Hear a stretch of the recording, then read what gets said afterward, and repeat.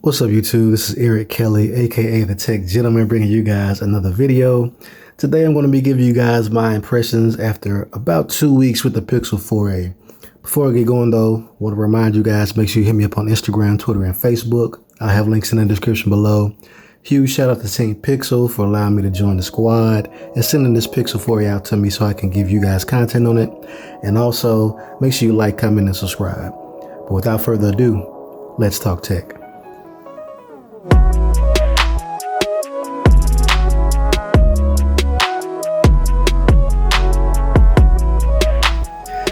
Alright guys, so Pixel 4a. After almost 2 weeks of using this device, I've got feelings.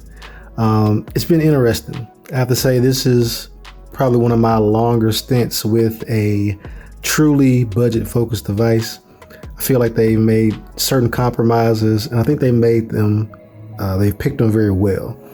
What I mean by that is, obviously, you could charge $1,300 for a device and put everything but the kitchen sink in there. But then once you get down to, price points like $350, you really have to make very strategic choices about what you put into the phone, where you spend the money, where you put the effort, right? So the Pixel 4a, obviously the camera, it's a Pixel phone. That's their lineage. That's their whole, spiel, right? I think the more surprising choice for me was the display. So instead of, cheaping out and putting just a, 720p or even a 1080p LCD on there, they actually shelled out and put an OLED on there, which I think makes a huge difference. I think that for most things that you do on this display, 60 hertz 1080p OLED, they look better than any other device at this price point, right? And that makes a huge difference because even the pictures you take are going to look better. Things that people do on devices, watching YouTube, social media, TikTok, everything's going to look better on a 1080p OLED. So I think that was a very important decision that they made. Even with the camera being great, the screen helps the pictures look better. So I think that's very important.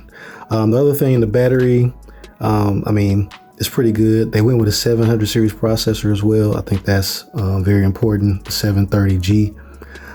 And I've been shocked. I've got all my social media accounts on here, all my email accounts. I think I got like 5 or 6 being synced. I'm a power user in the heaviest sense, right? And it, just performance wise, it's very consistent. It's not fast, but it's consistent, right? So, it's not going to open apps the fastest, but it's going to open them about the same every time, right? Might be a little, chug here or there, but it's going to work through. It's going to open. I don't get any force closes or anything like that.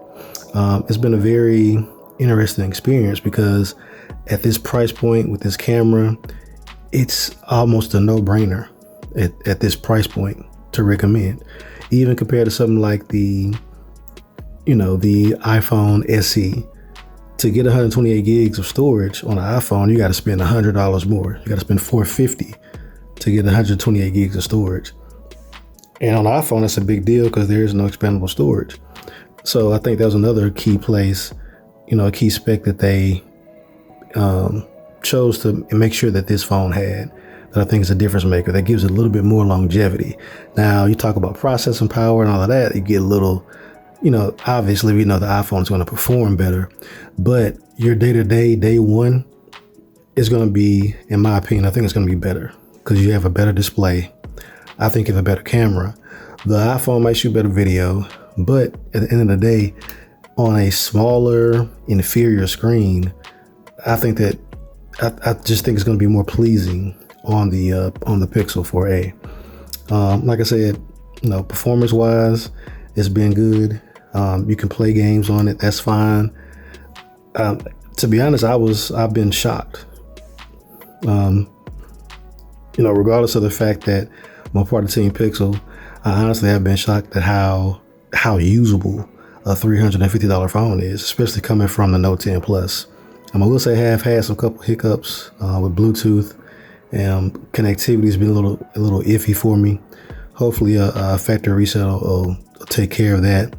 But I think that that doesn't overshadow the just overall solidness of this device.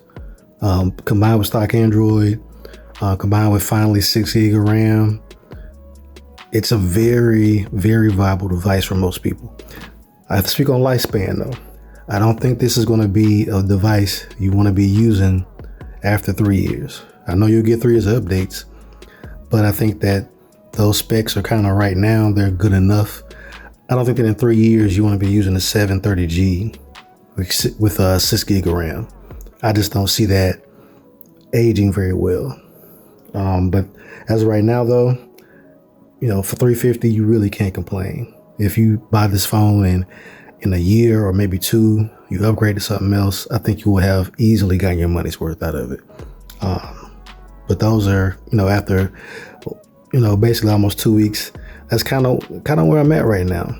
I got a little bit more time with this device. I got my Note 20 Ultra coming, which is a whole nother story. I didn't plan on getting one, but when you drop and shatter your Note 10 Plus, you got to do something. So that's what ended up happening. But if you guys got any questions on the Pixel 4a, anything you want to know about it, definitely hit me up in the comments.